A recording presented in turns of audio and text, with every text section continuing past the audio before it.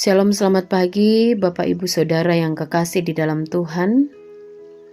Semoga berkat dan kasih sayang Tuhan melingkupi perjalanan kehidupan kita sepanjang hari ini. Dan mari siapkan hati kehidupan kita untuk kembali diisi oleh kebenaran firman Tuhan. Sebelum kita membaca dan merenungkannya, kita berdoa.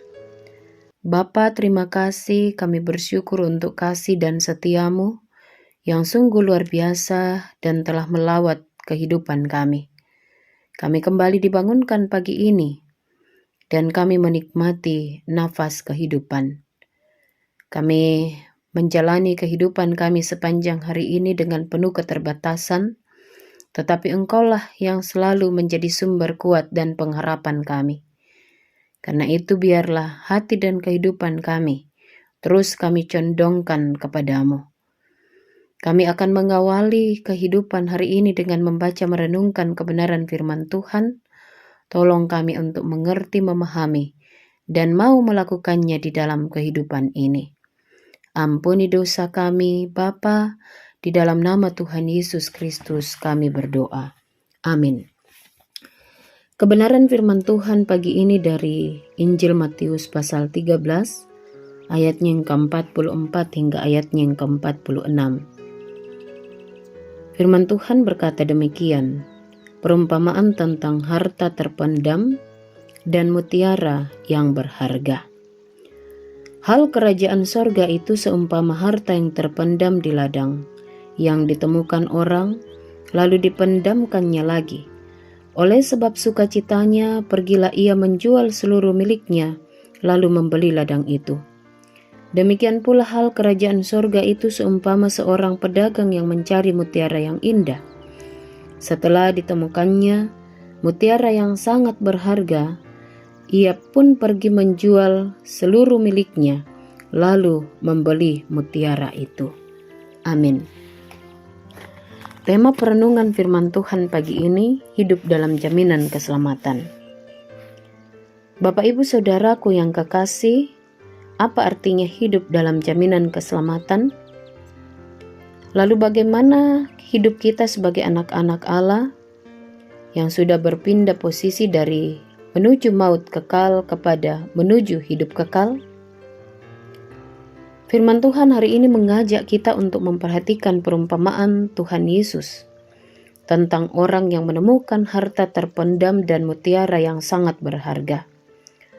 Orang pertama dikatakan menemukan harta terpendam itu secara tidak sengaja di sebuah ladang.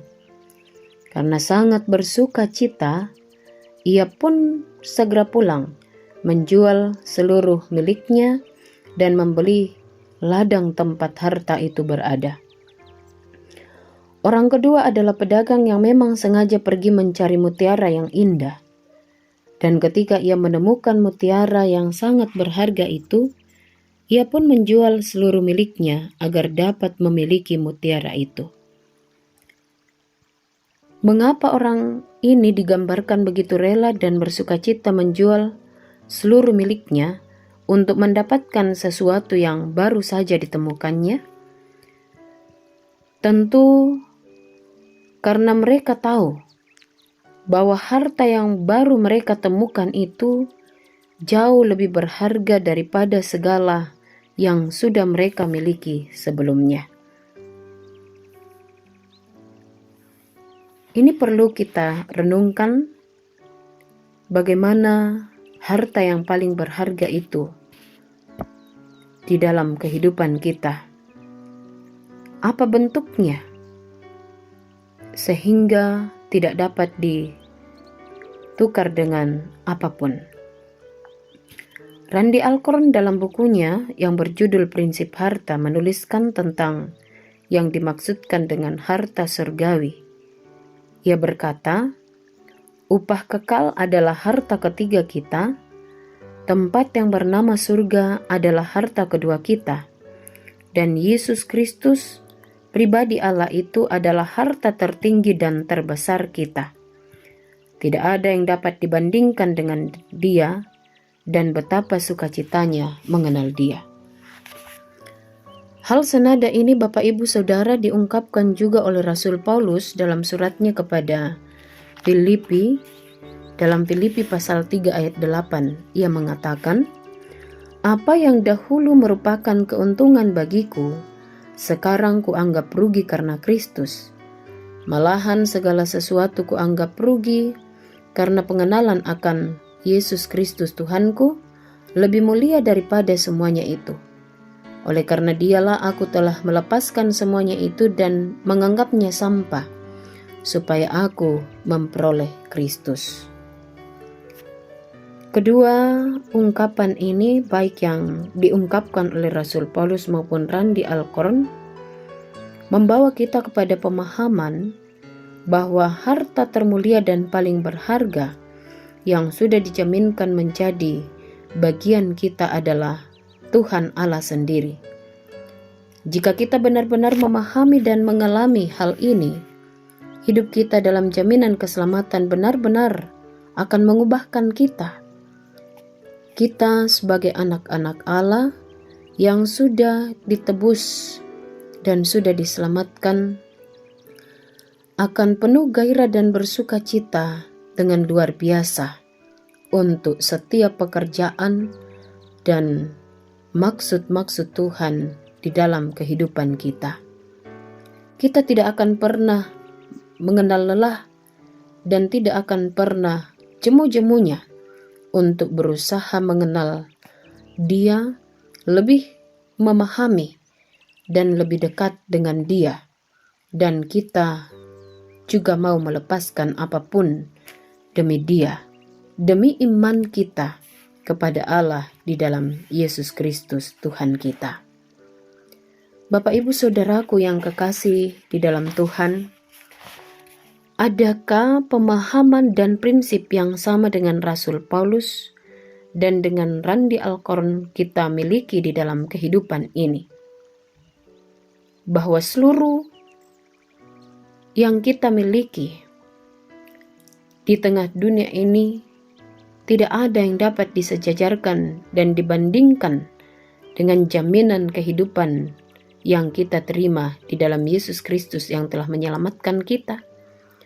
Sehingga seluruh pusat kehidupan kita benar-benar ada di dalam jaminan keselamatan itu. Banyak orang Bapak Ibu Saudaraku yang menggadaikan imannya hanya untuk mengejar kesenangan, meraih ambisi-ambisinya, tetapi melupakan satu hal, hidupnya sudah ada di dalam jaminan keselamatan, sehingga membiarkan dirinya kembali hidup di dalam perbudakan dosa. Kita dituntut untuk lebih memahami hidup kita di dalam jaminan keselamatan itu. Hidup di dalam jaminan keselamatan berarti kita mau melepaskan apapun yang menyenangkan kita, apapun ambisi-ambisi yang salah di dalam kehidupan kita. Kita mau melepaskan segala sesuatu yang menawarkan kenikmatan, keindahan dunia, tetapi menyeret kita dalam perbuatan-perbuatan dosa. Hidup di dalam jaminan keselamatan menuntut kita untuk terus memperbaharui diri sebagai anak-anak Allah. Maukah kita melepaskan segala sesuatunya untuk memuliakan Tuhan dan menganggap kehidupan kita di dalam Yesus Kristus lebih penting dari segalanya? Bangun komitmen Bapak Ibu Saudara-saudara dan saya, dan selamat berjuang. Tuhan memberkati. Kita berdoa. Terima kasih untuk kebenaran firman-Mu Tuhan. Hidup di dalam jaminan keselamatan adalah hal terbaik yang kami miliki, dan tidak ada yang dapat disejajarkan dengan itu. Tuntun kami untuk tetap hidup di dalam keselamatan melalui pembaharuan diri dan kualitas hidup beriman kami di tengah dunia ini. Kami tidak mampu dengan kekuatan kami sendiri, tetapi kekuatan Roh Kudus menopang kami selalu. Di dalam Yesus Kristus, ampuni dan layakkan kami. Amin.